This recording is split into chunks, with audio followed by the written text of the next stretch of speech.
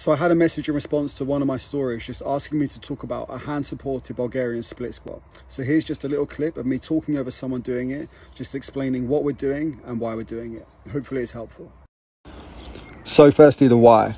The reason we're doing this split squat variation is to add stability. And if you're adding stability, the chances are that you add in the opportunity to put more load on the bar too.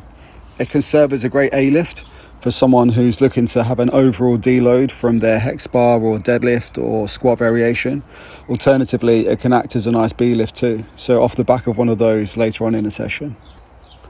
So you'll see, looking at the setup, that we've got the hooks at normal squatting height. We're using a safety bar, which just provides that stability so you don't need to hold onto the bar with your hands.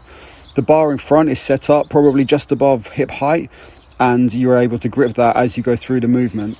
The bar at the back is set at the lowest pin on our racks, and we put a couple of foam rollers over there just to add a bit more freedom of movement of that back foot. In terms of the execution, it's not too dissimilar from a normal lunging or split squat pattern. You're looking to drive through the heel of your front foot. Make sure you give yourself enough space. So your front foot needs to be far enough forwards that you've got enough room for your back knee to drop down towards the floor. Try and keep a nice upright position and take a nice belly bracing breath at the very start. And in terms of your hands, they're there for support rather than to pull yourself up. So just use them as they are intended for that. In this specific situation, we programmed the exercise fairly early on post-injury, whilst the Ohm is still in the boot, and progressed it from there.